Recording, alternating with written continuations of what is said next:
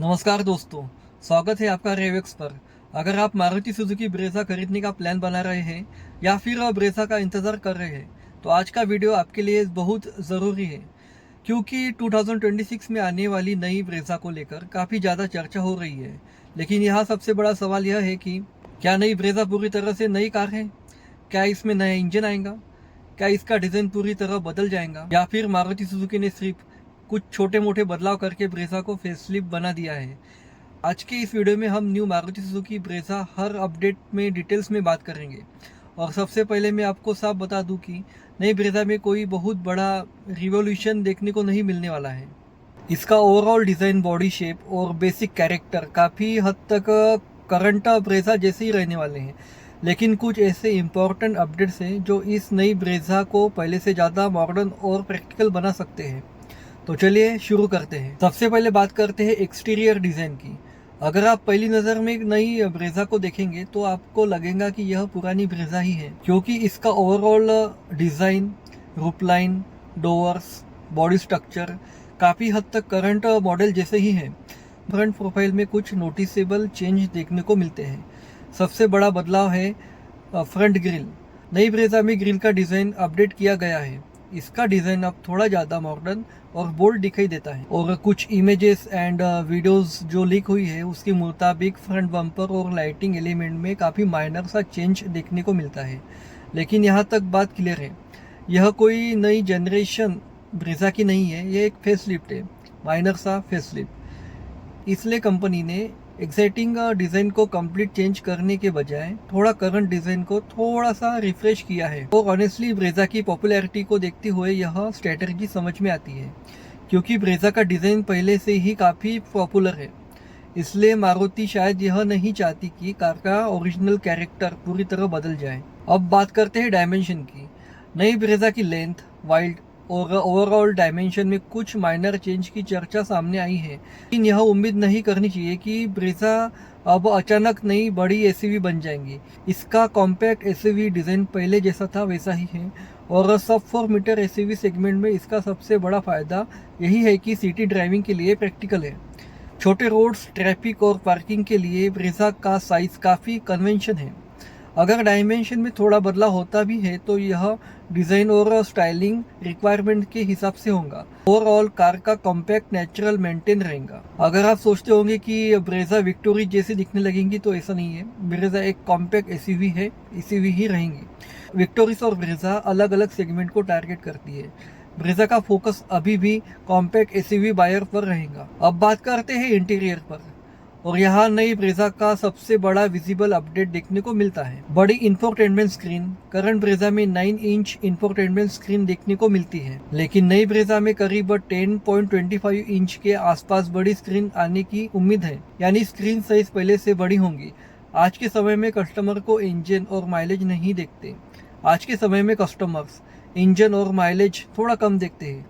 लोगों को कार के अंदर टेक्नोलॉजी भी चाहिए, और इसी वजह से Hyundai Venue, Kia Sonet, Tata Nexon और महिंद्रा XUV3XO जैसे कार्स में बड़ी स्क्रीन और ज़्यादा टेक्निकल फीचर देखने को मिलते हैं। ब्रेज़ा को कंपटीशन में रहना ज़रूरी है, इसलिए ब्रेज़ा को कॉम्पिटिटिव बनाए रखने के लिए बड़ा टच स्क्रीन एक ज़रूरी अपडेट था।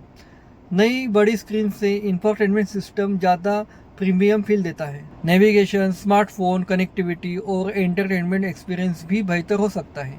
हालांकि एग्जैक्ट फीचर्स और सॉफ्टवेयर इंटरफेस वेरिएंट वाइज अलग हो सकते हैं। बेस वेरिएंट और टॉप वेरिएंट में स्क्रीन साइज और फीचर्स अलग अलग मिल सकते हैं। अब सबसे बड़ा सवाल, क्या नई ब्रेज़ा का पूरा डैशबोर्ड बदल गया है? इसका जवाब है नहीं।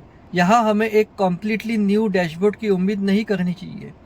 मारुति सुजुकी ने करंट डैशबोर्ड लेआउट को, लेकिन screen, seat design, cabin colour theme और कुछ एलिमेंट में चेंज देखने को मिल सकता है, और यही चीज़ नई ब्रेज़ा को अंदर से थोड़ा ज़्यादा प्रीमियम बना सकती है। लेकिन अगर आप उम्मीद कर रहे हैं कि ब्रेज़ा का या पूरी तरह से इंटीरियर विक्टोरी जैसा हो जाएगा, तो ऐसा कुछ नहीं है, क्योंकि दोनों कार्स की पोजीशन अलग है। अब आते हैं इस कार के सबसे बड़े इंटरेस्टिंग अपडेट पर, और यह अपडेट CNG बायर के लिए बहुत बड़ा हो सकता है। नई ब्रेज़ा में अंडरबॉडी CNG टैंक मिलने की उम्मीद है। अब इसका मतलब क्या है? करंट CNG कार में CNG सिलेंडर आमतौर पर बूट के अंदर लगाया जाता है, और इसका सबसे बड़ा नुकसान होता है बूट स्पेस कम हो जाती है। मारुति ने विक्टोरिस में under body CNG technology introduce की है। इस टेक्नोलॉजी में सीएनजी टैंक को बूट के अंदर रखने के बजाय कार के नीचे प्लेस किया जाता है। अगर यही टेक्नोलॉजी नई ब्रेजा में आती है तो यह एक बहुत बड़ा प्रैक्टिकल एडवांटेज होगा, क्योंकि सीएनजी बायर को माइलेज के साथ साथ यूजेबल बूट स्पेस भी मिल सकेगा। आप फैमिली लगेज रख सकते हैं, वीकेंड ट्रिप पर जा सकते हैं और सीएनजी सिलेंडर की वजह से बूट स्पेस कॉम्प्रोमाइज कम होगा। रिपोर्ट और स्पाई शॉट में अंडर बॉडी सीएनजी टैंक की चर्चा सामने आई है। अब बात करते हैं इंजन की। नई ब्रेजा को लेकर इंजन के बारे में काफ़ी रूमर्स और रिपोर्ट सामने आई है। करंट ब्रेजा में 1.5 लीटर पेट्रोल इंजन अवेलेबल है। सीएनजी वर्जन भी फैमिलियर है। अब फेसलिफ्ट के साथ 6 स्पीड मैनुअल गियर बॉक्स भी आ गया है, तो इसका मतलब यह है कि हाईवे ड्राइविंग में इसका फ़ायदा होगा। बेटर गियर रेशियो की वजह से इंजन क्रूजिंग ज़्यादा कंफर्टेबल हो सकता है, लेकिन इंजन ऑप्शन के बारे में अभी अलग अलग रिपोर्ट सामने आई है। कुछ रिपोर्ट के अनुसार टर्बो पेट्रोल इंजन की संभावना बताई गई है, वहीं कुछ रिपोर्ट के मुताबिक एग्जिस्टिंग 1.5 लीटर इंजन कंटिन्यू रह सकता है। इसलिए इंजन के मामले में फाइनली कंफर्मेशन ऑफिशियल लॉन्च के बाद ही क्लियर होगा। मेरी पर्सनल ओपिनियन में अगर मारुति सुजुकी ब्रेजा में नया टर्बो चार्ज इंजन आता है तो परफॉर्मेंस लवर के लिए यह बड़ा अपडेट होगा, लेकिन अगर कंपनी एक्साइटिंग 1.5 लीटर इंजन को कंटिन्यू करती है तो रिलायबिलिटी और स्मूथ ड्राइविंग चाहने वाले कस्टमर के लिए भी एक अच्छी न्यूज़ है। अगर बात करते हैं फीचर्स की, नई ब्रेजा में सबसे एक्सपेक्टिंग फीचर है बड़ा इंफोटेनमेंट स्क्रीन। इसके अलावा हायर वेरिएंट में प्रीमियम फीचर की उम्मीद भी की जा सकती है। अब इसमें वेंटिलेटेड सीट का भी ऑप्शन आ गया है। मुझे लगता है कि ये टॉप मॉडल में मिलेगा। Better connectivity features, update infotainment system, improving cabin material, new seat design और कुछ एडिशनल कंफर्ट फीचर्स। कुछ रिपोर्ट में वेंटिलेटेड सीट यह फीचर रहेंगे। मारुति सुजुकी हमेशा वेरिएंट वाइज फीचर डिस्ट्रीब्यूशन करती है, इसीलिए अगर आप ब्रेजा खरीदने का प्लान कर रहे हैं तो टॉप वेरिएंट में ज़्यादा प्रीमियम फीचर मिल सकते हैं और लोअर वेरिएंट में बेसिक फीचर कंटिन्यू रहेंगे। अब बात करते हैं सेफ्टी की। आज इंडियन कार बायर सेफ्टी को सबसे पहले इम्पोर्टेंट देते हैं। ब्रेजा में ऑलरेडी सेफ्टी फीचर जैसे airbags, ABS, electronic stability control और अदर सेफ्टी फीचर सिस्टम देखने को मिलते हैं। नई फेसलिफ्ट में सेफ्टी इक्विपमेंट को फर्दर इम्प्रूव करने की उम्मीद है। कुछ रिपोर्ट में एडवांस ड्राइविंग असिस्टेंट फीचर की संभावना भी बताई गई है, लेकिन एडास जैसी टेक्नोलॉजी के बारे में फाइनली कंफर्मेशन ऑफिशियल स्पेसिफिकेशन के बाद ही होंगी, क्योंकि हर वेरिएंट में एडास मिलना ज़रूरी नहीं है। एडास टॉप मॉडल में ही आता है। अगर मारुति सुजुकी ब्रेजा में एडास इंट्रोड्यूस करती है तो यह कार को सेगमेंट में ज़्यादा कॉम्पिटिटिव बना सकता है, लेकिन मेरी नज़र में ब्रेजा के लिए सबसे ज़रूरी चीज़ है strong build quality, reliable safety system. सिर्फ फीचर की लिस्ट बढ़ाने से कार सेफ नहीं बनती। अब सबसे इम्पोर्टेंट सवाल, क्या आपको नई ब्रेजा का वेट करना चाहिए? अगर आप करंट ब्रेजा खरीदने का प्लान कर रहे हैं तो डेफिनेटली नई ब्रेजा का वेट करना समझदारी हो सकता है, क्योंकि फेसलिफ्ट के बाद आपको सेम फैमिलियर ब्रेजा के पैकेज के साथ कुछ एडिशनल अपडेट मिल सकते हैं।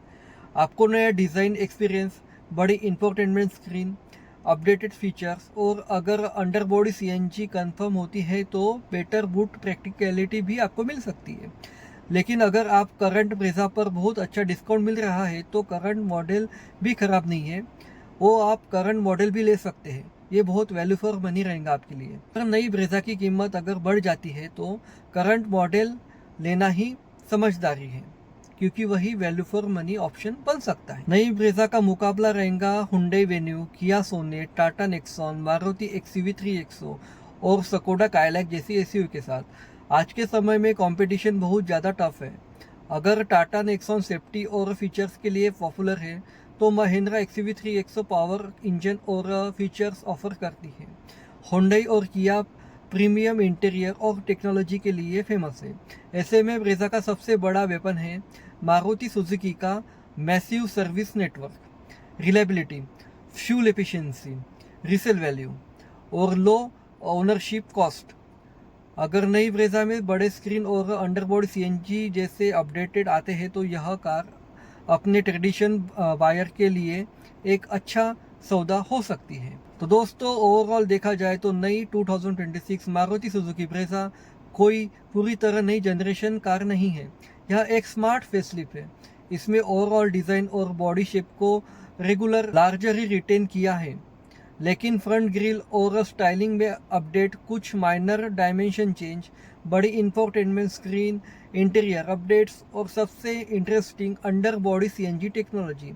ये सभी चीज़ें ब्रेज़ा को पहले से ज़्यादा मॉडर्न और प्रैक्टिकल बना सकती है। और सबसे बड़ी बात यह है कि मारुति सुजुकी ब्रेज़ा के ओरिजिनल फार्मूला को बदलने की कोशिश नहीं की है। ब्रेज़ा का फार्मूला हमेशा से रहा है reliability, good mileage, comfortable driving, practical size और लो मेंटेनेंस कॉस्ट। नई ब्रेज़ा में इसी फार्मूले को मॉडर्न फीचर के साथ कंटिन्यू किया जा सकता है। अगर अब सवाल आपसे है, आपको क्या लगता है कि मारुति सुजुकी ने न्यू ब्रेज़ा के साथ जो चेंज किए हैं वो माइनर से चेंज है या उसको थोड़ा और चेंज करना चाहिए था? आप अपनी राय कमेंट सेक्शन में ज़रूर बताएं। अगर आपको यह वीडियो इंफॉर्मेटिव लगा तो वीडियो को लाइक करें और automotive news, upcoming cars, EV updates और हॉनेस्ट कार एनालिसिस के लिए रेवेक्स को सब्सक्राइब ज़रूर करें। मैं मिलता हूँ आपसे अगले वीडियो में, तब तक के लिए ड्राइव सेफ, स्टे अपडेट। जय हिंद।